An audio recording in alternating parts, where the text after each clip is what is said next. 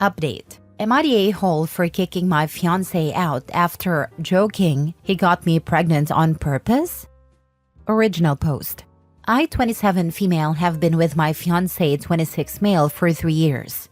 We met while I was on holiday, and a few weeks later, he followed me on Instagram and the rest is history. We got engaged last year, and a month later, I found out I was pregnant. We now have a beautiful 6-month-old. We hosted Thanksgiving this year, and my fiancé was drinking quite heavily. After dinner, my mom and I were talking about the wedding, which my parents were paying for, and I overheard my fiancé telling my brother, who was just as drunk as him, that he needed to tie me down and get me pregnant, before I realized what a D-head he was. They laughed it off, but it rubbed me the wrong way because our baby was not planned. I wasn't ready for a child, and we were using condoms. But after a few instances where a condom broke, I decided it would be safer to get on birth control. The first month on BC, I got pregnant. We were told that could happen, and he said he would pull out to be safe, but I still got pregnant. I was scared, but I personally didn't want to get an abortion. I 100% believe in the right to get one. I just didn't want one, so I decided to keep the baby. I work for my dad's company, and my fiancé works at a country club. Money wasn't the reason I didn't want a baby. I just wanted to do more before starting a family. I spoke to my fiancé about what he said, and at first, he claimed he didn't remember saying it, understandable because of how drunk he was. Then he said it was just a joke, and was meant as a compliment because I'm so amazing. So I said, okay, good, because we're getting a prenup. I was joking, but I also wanted to see his reaction. He was pissed. He said, why the heck would I sign a prenup? We have a baby together, a house together, and insisted he wouldn't sign one.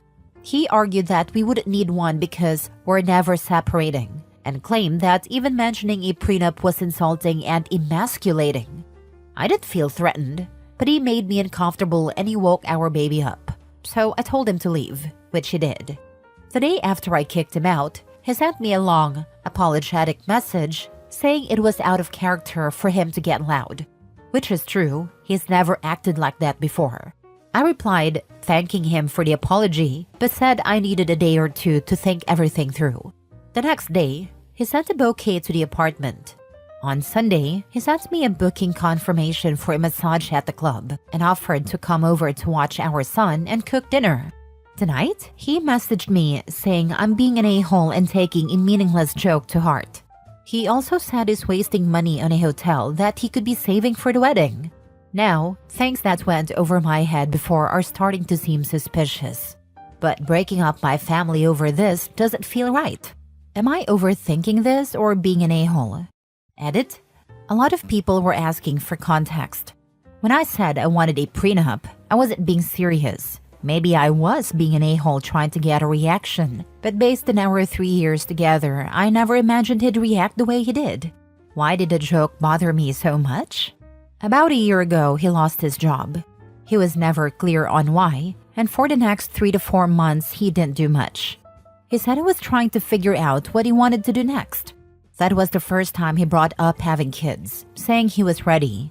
I had a candid conversation with him explaining that I wanted kids, but not anytime soon. I enjoy my job, I had trips planned, and I wanted to be married first. He agreed we should wait 3 to 4 years. My dad's company got a contract at a club, which is how he got his job there. But during the time he was out of work, my friends joked that he was a stay-at-home boyfriend, and that I was the provider and he'd be a stay-at-home dad. At the time, it didn't bother me. I used to live there by myself before we got together, so it wasn't a big deal. But I guess it was my friends' jokes that first made me question things. About the condoms breaking, I don't know how long they're breaking. A lot of people are saying they've never had that happen. The first time I noticed, it looked like it had split. Then I checked the next time and it was also broken, which is when I decided to get an IUD. He didn't want me to get one, but I stood my ground, and we compromised by having me go on the pill. I know we should have continued using rubbers, but he said he'd run out and insisted I didn't need them because I was on a pill. In hindsight, I should have insisted we still use them, but I chose not to have that battle. I thought we'd be okay. He knew my opinion on abortion and that I wouldn't get one unless it was for a medical reason. Money-wise, my family is successful. I work for my dad's company and I have 2 trust funds, one of which I got at 18. Before I got pregnant, I was planning to start my own house flipping business, but I decided to put that on hold. I still work from home with flexible hours, but he said that once we're married, he wants me to stop working to focus on our kids and that he'll support us. I've never liked that idea. My parents always taught me the importance of financial stability, and my mom always said to never be financially dependent on anyone.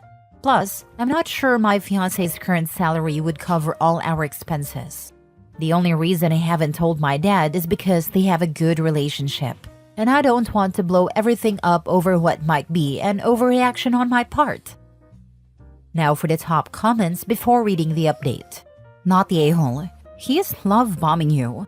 Make a prenup mandatory along with anger management and couples therapy if you choose to stay with him. Don't add him to any documents.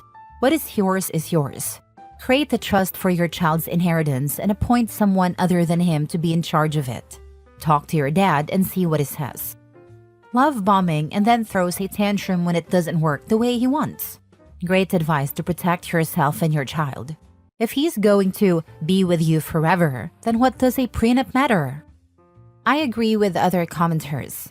Seriously pursuing a prenup, which you 1000% should do anyway, will reveal how much of a joke your ties together really are. Prenups protect both parties. When you talk, I think you should ask him what his real serious issue is with a prenup, especially since it would also protect his assets in case of separation. If you're never going to separate, then why would having one even make a difference to him?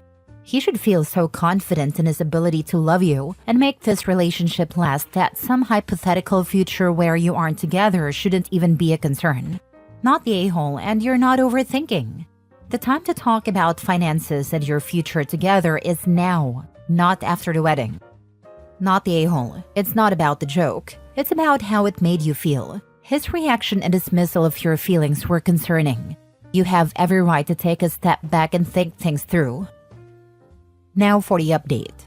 I-23 female made a post last week about a joke my fiancé 26 male made at Thanksgiving while drunk.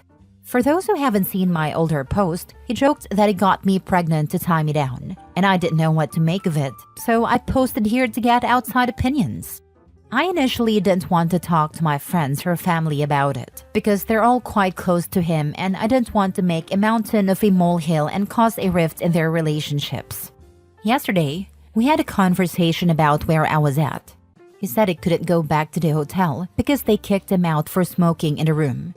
He had stopped smoking while I was pregnant but said I was stressing him out. He insisted he had to stay at the apartment. While I was on the phone with one of my friends in the bedroom, he came in, took the phone from me, and told me to come eat. While we were eating, he said he understood what I had said and that things needed to change for us to move forward. He then proceeded to list all the things I needed to do to make things better. His tone throughout the conversation made me uneasy. I texted my dad, saying he was making me uncomfortable when my fiancé wasn't looking. I went to check on the baby, and when I came back, I saw him take my keys out of my purse but didn't say anything. He took my silence as agreement to everything he said and went to bed instead of the couch as we had agreed, like everything was normal. I stayed in the living room and my dad, bless him, drove 6 hours to come get us. My dad arrived at the apartment around 5 a.m. while my fiancé was still sleeping, and we left. My son and I are now at my parents' house. My fiancé has been blowing up my phone since this morning. I sent him a text as we were driving off, saying he wasn't respecting the fact that I needed space and time to figure everything out. I told him he could stay in the apartment and I'd stay at my parents' house. We haven't officially broken up or called the wedding off. My parents, who have paid for the wedding, have said they don't care if I want to cancel it, but I feel bad. I just want to say thank you to everyone who replied to my original post and messaged me privately. I didn't think people would care about me. I feel like every option I have is bad. The thought of being a single mom is scary. If my fiancé's behavior gets worse, that would be awful. If we cancel the wedding and cost my parents thousands of dollars, I'll feel guilty. And if we break up altogether, we just got a house together. We're both on the mortgage, and we have joint accounts. Being without him for good is also scary. He sounds crazy, and not the type of person you'd want to spend your life with. Not the a-hole. What he said was really insensitive. Getting a woman pregnant on purpose, especially when it's not planned and you made it clear you didn't want that, is a serious matter. I believe you should seek legal advice. Though I'm no expert, you're not the a-hole. You did the right thing. Warm hugs to you. I hope you figure it out. It wasn't a joke. It's what he actually did. He just accidentally said it out loud too early because he thought he had her locked down. Your dad is freaking awesome. He really is. The fact that he jumped in the car immediately to drive 6 hours also shows how much of a douche your fiancé is perceived to be by others. Your dad was probably thinking, finally, the rose-colored glasses have fallen. OP, stay gone. This guy's bad news. He got you pregnant, laid down the law, and hid your car keys. Don't feel bad about your parents losing money over the wedding. From what you've told us about his latest stunt and your friends' commentary about him, trust us, they are pleased as punch that he finally revealed himself to you in terms you can't ignore. I'm guessing you've been biting their tongues, but despite their concerns, chose to respect and support your choices. The money is insignificant compared to the emotional and psychological price you would have paid by staying in this abusive relationship. They said they didn't like how we were getting so serious so fast, or how he moved into my apartment. But then I got pregnant and they didn't want to seem unsupportive. Last story. Am I the a-hole for not letting my daughter's grandparents take her this Christmas? I, 30 female, am the single mother of Clara, 2 female. My pregnancy wasn't planned. I had a no-strings-attached relationship with her father Jack, 30s male, for 7 months when I became unexpectedly pregnant. He lived in another state but visited my city monthly for business, and we hit it off after meeting in a bar. We considered our options regarding the pregnancy, but I decided to keep the baby. Jack wanted to be part of her life, so we planned to raise her together as co-parents, not as a couple. Unfortunately, Jack passed away during my pregnancy. Jack's parents, Linda and James, knew I was pregnant when he passed. We had already done a prenatal paternity test at the time. We are all devastated by his passing, but his parents, understandably, were destroyed. Clara's their first and only grandchild, and they say she became their beacon of light in a dark time. Jack's parents have 2 other daughters, Ruth, 37 female, and Lily, 27 female. Ruth has been trying to conceive for a long time, and Lily's child-free and single. Jack's entire family lives in another state with the exception of Lily, who lives abroad.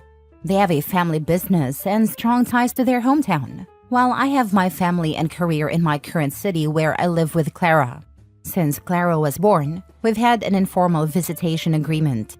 They usually visit Clara twice a month, with James and Linda being the most frequent visitors, and Ruth occasionally joining them.